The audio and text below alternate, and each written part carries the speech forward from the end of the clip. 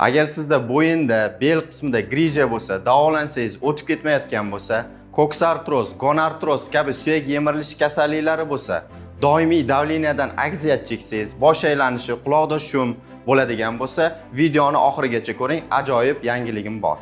Siz uchun endilikda bizda ikkita filial faoliyat yuritadi. Birinchisi bu ambulator, ya'ni siz qatnab lichina olishingiz mumkin. Ikkinchisi esa statsionar lichina hisoblanadi. Bunda siz xonalarda yotib, ovqati, yotoqxonasi, trenajyorniy zallari bilan lichina olishingiz mumkin bo'ladi. Video davomida siz uchun har bitta davolash etaplarini batafsil tushuntirib o'taman. Demak, davolanishning birinchi bosqichida siz kelasiz meni qabulimga, sizni konsultatsiyadan o'tkazaman. Har bir olib kelgan analizlaringiz, MRTlaringizni ko'rib chiqib, aniq diagnoz qo'yiladi va qabul qilish anketasiga har bittasi yoziladi va keyingi etapga, ya'ni kineziolog vrach qabuliga jo'natiladi. Demak, ikkinchi etapda siz kineziolog vrach ko'rigidan o'tasiz va muammolarni asta-sekinlik bilan lichina qilishni boshlaysiz. Mana bularda ham hozir tizza yemirilishi bilan kelganlar, gonartroz 3-daraja va minskda yirtilish 3A daraja bilan davolanyaptilar. Kineziolog ko'rigida o'sha joydagi og'riqlarning sababi nimada ekanligini aniqlaymiz. Itaring.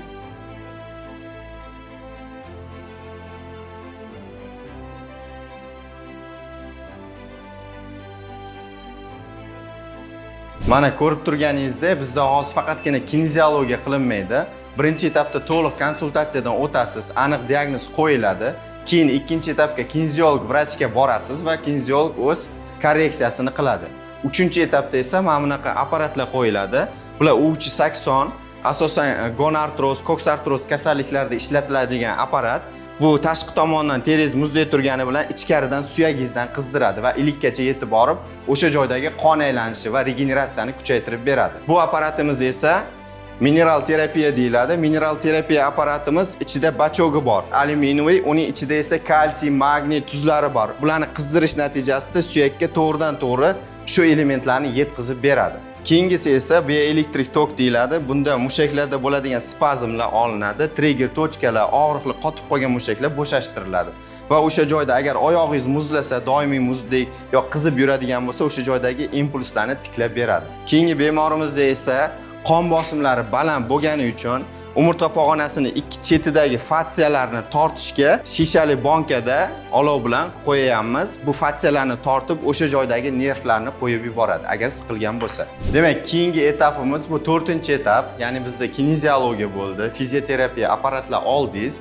Undan keyin esa mashq, ya'ni LFK ga tushasiz. Buni kineziterapiya deyiladi. Kineziterapiya har bitta shu joyda mashq qilayotgan bemorlarni qaysi mushak ishlamayapti, qaysi svязкасida muammo bor, qaysi nervlar siqilib qolgan, o'shalardan kelib chiqib, har kuni 1 soatdan mashq qilinadi. Har bir bemorimizga individual yondashiladi. Demak, qisqacha sharoitlarimiz haqida ham aytib o'tmoqchiman. Mana shu ko'rgan palatangiz bu oddiy palata hisoblanadi. Bu yerda 3 ta kravat bor. Har bitta kravatning o'zining shkaflari, televizor, konditsioner, tualet vannasi ichida va katta shkafi bor kiyimlarni osib qo'yish uchun. Bu esa bizning lyuks xonamiz. Lyuks xonamizda asosan 2 kishilik kravatlar joylashgan. Televizor, konditsioner, shkaf, vanna tualeti ichida bo'ladi. Aytgancha yana bitta yangiligim bor. 15-fevraldan 15-martgacha ro'za Ramazon oyi munosabati bilan katta chegirma e'lon qildik. Bemalol kelib lichina olib ketishingiz mumkin bo'ladi. Agar sizda ham videoni boshida aytib o'tilgan kasalliklar bo'lsa, quyidagi raqamlar orqali men bilan bog'laning, albatta konsultatsiya berib o'taman.